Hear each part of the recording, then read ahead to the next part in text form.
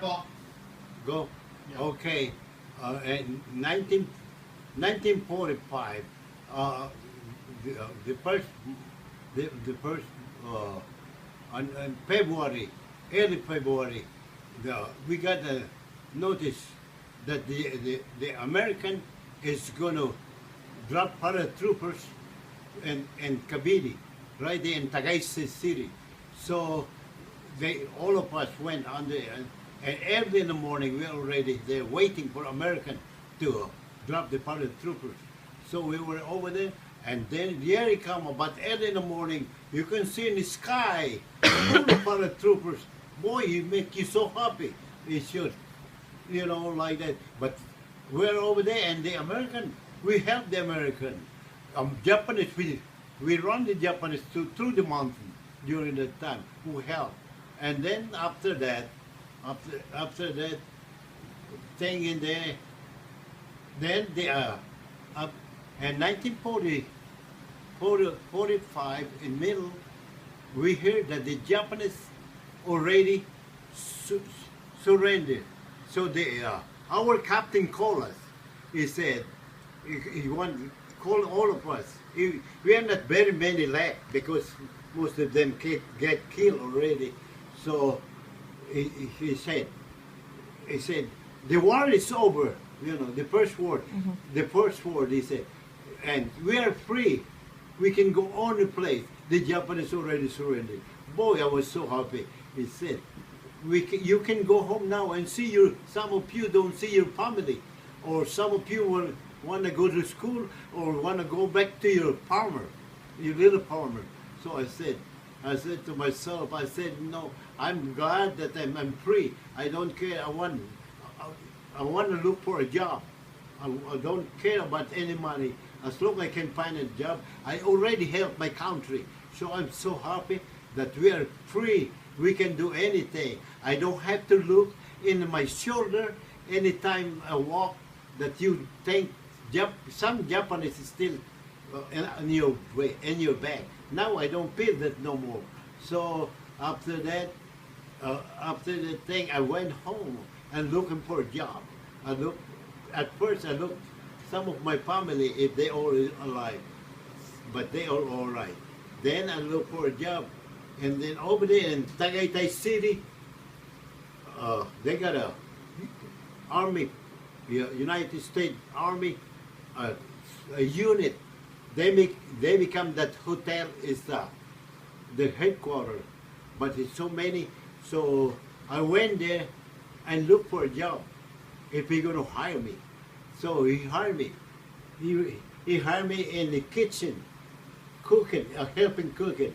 So I was so glad because I can eat good food, American food, and all that thing. So after that, in 1946, early part of 46, they all transferred back to United States, all the army. So they closed the place, and they said, but they gave me a little recommendation that I'm a good worker, little card. So if I can look for a job. So one of the army told me that one of his friend in Manila, before he left, he said, United States is recruiting Filipinos who want to go into United States Navy. And I told him, I don't have much schooling, and maybe I can pass. He said, no, what can you lose? Just try. And so I went there, and I took my little recommendation. I show it there that I worked, and they take my application. They take my application and all, and I was so happy.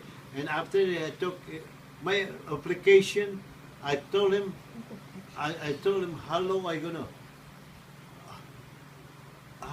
gonna be waiting for it. He said, well, you have to. I'm gonna call you because to make you a physical examination and all that. But he said like that. So I told him, I asked for where the personal office, because I want to look for a job over there. I look for a job, And then he said, he showed me. So I went for a personal office, and he hired me to work cleaning the yard, and throwing all the trash can, polish the ground and all that thing. So I was happy. I don't have to, I can stay there and I can find out when they're going to have physical already. When they're going to have the physical. And I was so glad that, you know, I was there, then anytime I'm ready, I can go in the office and find out if he's ready for my physical.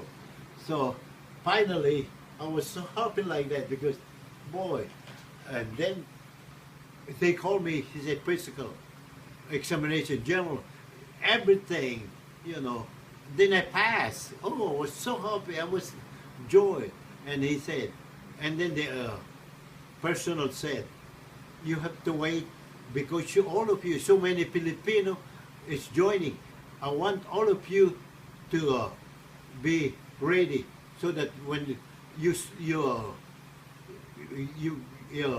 swear, when you swear, then all of you together. So I wait. And then on May 3rd, 1946, then we swear, and we had about 150 Filipinos there, swear. And then we stay there, and when we recruit us, we stay about 2 weeks, and they send us to Subic Bay and wait for the ship to come here in the United States. So we went there with a very big ship, USS Randall. Name is USS Randall. And then over there, and I was so happy. I was so happy. I was so really glad. I said to myself, I was about 6 months ago, I was in the jungle fighting. Now I'm in a big ship going to America. I was so happy, thrilled. And then after that, when about to reach the San Francisco, I saw the bridge so high, Golden Gate, so high. I said, wow, what's that? All the car coming, I will never see it. And then when we arrived there, they put us in the, we get out, they put us in a bus, Navy bus, and the woman is the driver. I never seen it. I was so happy. And they sent us to a receiving station in Treasure Island, and we stayed there. We stayed in Treasure Island about 2 months, and then from there they sent us here in Corpus Christi. In Corpus Christi, I was stationed here for 5 years, and that's where I met my wife, right there in 1946, and then I stayed here 5 years, and in 1950, when the Koreans 51, the Koreans start, they sent me to Pacific. They sent me to Guam. I was stationed in Guam, and passed from 119. It's a squadron. So I stayed there for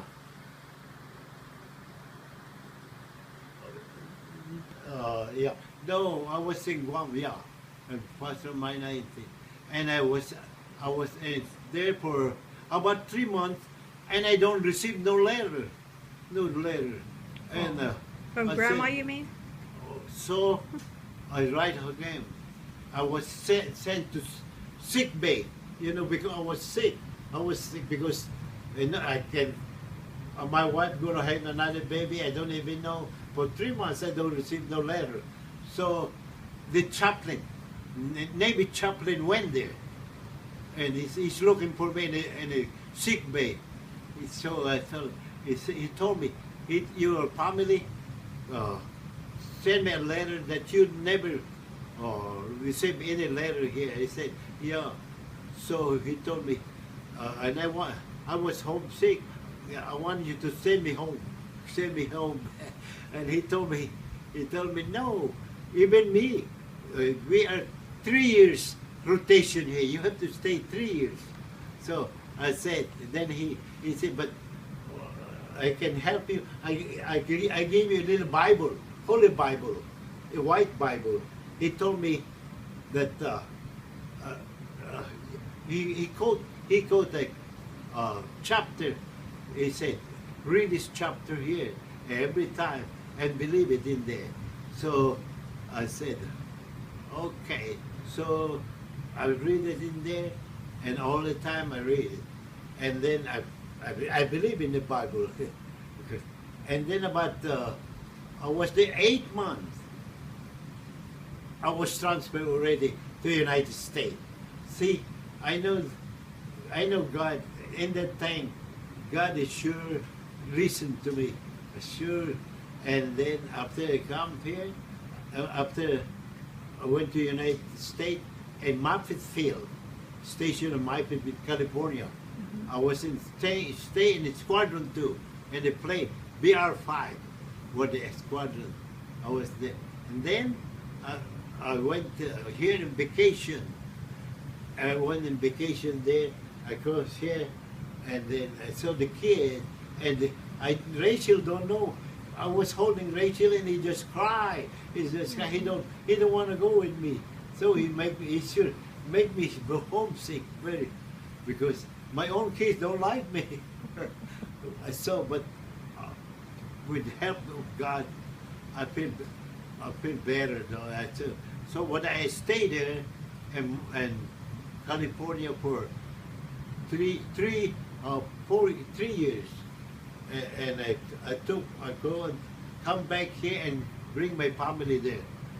Bring my family, my 3 kids. I got all 3 kids that time, and then over there we stationed there, and then after that the Korean in 1954, I finished my